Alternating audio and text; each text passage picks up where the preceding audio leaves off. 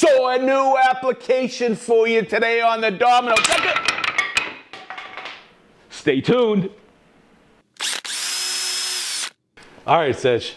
So I know we've worked with a domino and we've made our rail and our slats this way, Yep. in this orientation, but I had a question. Okay. If we flip it like this, what's the best way to lay that out for the domino? Laying it out, but also using the domino. Okay, and that's what we're going to show in this. And by the way, we'll just pretend this is a bed rail or a head rail of a bed or a coffee table. And just recently I got the question again, and I've been getting it for so many years. So I'm going to show you how I would accomplish this with the domino. It's very easy. Sounds good. Okay, so these are our rails, okay, top and bottom. There's a lot of layout, but orientation of where we're going to put the plate of the domino. Okay. So the first one is these are your spindles or slats. We have to reference the face of the domino consistently. So what I want you to do, Big D, is just put an X on every one of these. Okay. Okay, and that's our good start. Okay, so we'll do a setup on center line with the domino with the trim stop. But what we need to do is we only have to label a center line on one of them.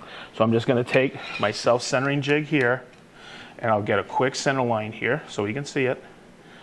And we're just going to bring it down here, and that's our layout right there. Okay. Okay, so on the slats, let's align that center line we just scribed with the trim stop. So I'm going to flip it over, and these are independently adjustable. I'm going to take it. Now there is a line right here on the base. Hopefully we can get that, but I will always verify it. Let's bring it around right here on the cursor. You can see the center line or the top of the triangle, all center line. Now we can do all of these right now. All right. So let's do it. All righty. So we got to set up the plate height. So it's half of, let's check our thickness right here. Get in here, cameraman. So that's 20. I'm just going to use 20. Okay. Okay. I don't think anybody's going to measure 0.4 millimeters off of there. Right. So that's pretty simple. Remember, whatever goes in the window, 20 is the thickness of the material. We'll go like that, and we're pretty much set up. We're going to do all of these in the tight setting right here. Okay. So our machine's ready. All right. Let's start dominoing our slats. Let's do it. Okay, final check. And this is very important. And you're going to be reminding me when we go to do the rails. I want to use a 6x40 domino. Let me grab one right here. Okay? And if I plunge 20 and 20 into each piece, what's going to happen? I'm going to come through or stand a chance of going through this. I don't want to do that. So that's why we're going to do 25 on this one. Okay. And we're going to set it at 25, right?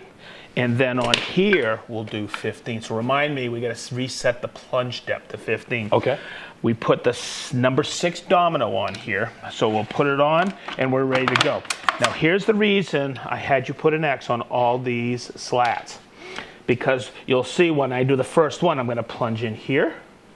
Okay, and if we didn't put an X on there, a lot of times I've seen people do this and go like this to do this side, and it comes cocked a little bit like that. So what we'll do is we'll go in and then helicopter like that, always working our plate on top of the reference surface, every single one.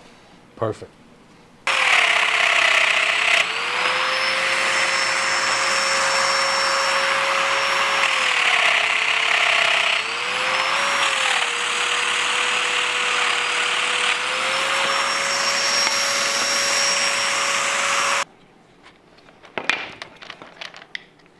Good job, Big D. Woo. All right, so see how quick that is. Wicked quick. And do you remember how far we plunged in? 25. So I need you to set this at 15. Because 25 and 15 equals 40. Good job. Set it at 15. All right. Okay, so get ready. Yes, this is scrap cherry I have, okay, to do this application. Now, Chris, come on in here, please, so everybody can see this. I've already done the layout. I divided where I want my slats, just like this, okay? I scribe them both simultaneously. And the reason you do that, and this is what I have found, I always find a stop like this. So this is perfectly even when I do my layout. I scribe a center line exactly where I want it. Mm-hmm. But here is the key to it. Okay. I scribe the center line, and I marked from where I scribe the center line. This will come through 100-fold when we go I show you the next stop. Okay, so I did that. Right? Mm-hmm. And then, because the orientation of the domino is going to be like this, it's going to be exactly, get in here, Chris, like this. Now, we used the trim stop because we referenced the 10 millimeters off of center line from the base. Mm-hmm. But the balancing act on this, if we scribe the 10 millimeter line here, it would have, I don't like the balance on it. So I'm going to show you how to set this up to do it effortlessly. Sounds good. So remember when I said come here, Chris, I made the mark here to reference where I'm going to reference the plate. Okay. And this can be very confusing. And this is where you got to do your due diligence. So what I did is I took this, okay, there's my center line, but then I used the saddle square and brought it up and onto that mark because we're going to be referencing the plate off of this real thin material. Okay.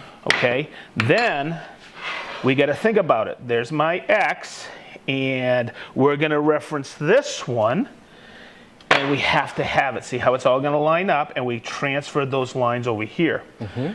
Because when I do this, this is the confusing part. Well, this is why you have to have this.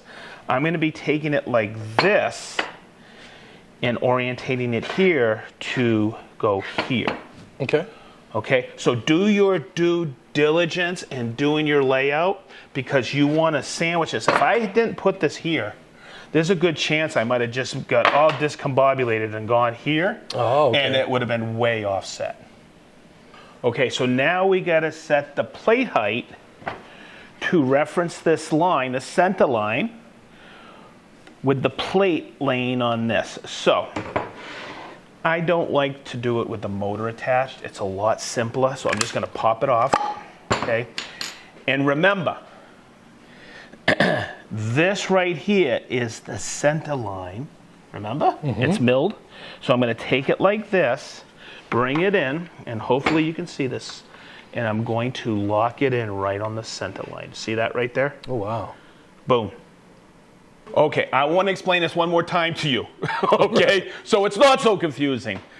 X's line up. That's where we lay our plate, okay? And the reason we do that, we did all our lineup. Chris, can you come in here for a second?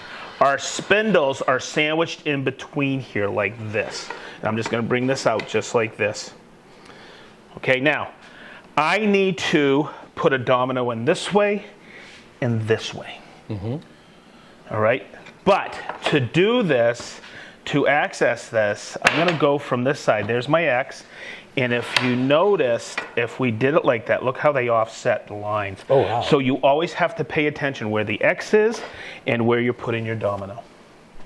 Okay, so we want to do this safely. Yep. So we've got it on center line here with here. We got our height of our plate. We know we're going to go in at 90. I had you double check. We're going to be plunging in at 15. Yes, sir. But we always want to reference where we're putting our dominoes. Yep. So we could set it up like this. There's the X here. Remember, that's where the plate goes. We could do it like this. All right, bring that right in and go like this.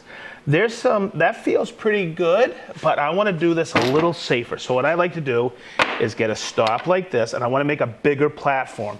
If you have material that's milled at the same thickness, like I do some scraps here, this gives us a much bigger platform to go into that reference point. Nice. So I'll just take these clamping elements like this, lock it in, and we have a nice, safe, balanced way. And look at all the support we have to do that. Oh, wow.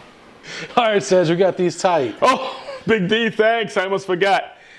We want to make these a little bit wider. So I have it on the center one. Yep. It's the loose setting. Gives you overall 6 millimeters of wiggle room. That'll help us align our center lines and make sure that everything is evenly spaced. But we won't lose glue line. Okay, so we're all set up. We got everything ready to go. I'll do a rail, you do a rail. Sounds good. Okay.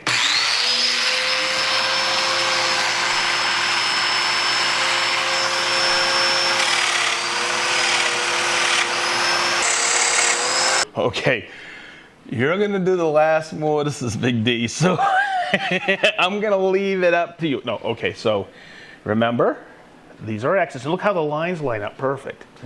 Once again, here's where the mistakes are made. If I took it and went like this, it wouldn't be right. Because when we set it up, it has to be, look, these have to be in here. So we gotta turn this around, bring it back out, because we wanna go in here like this. Okay, so it may not look like the lineup's right, but it is. And we'll get our sandwich together like this, so you have plenty of space or plenty of support for the plate. And look how easy that is. And I'm really glad you asked this question. Okay.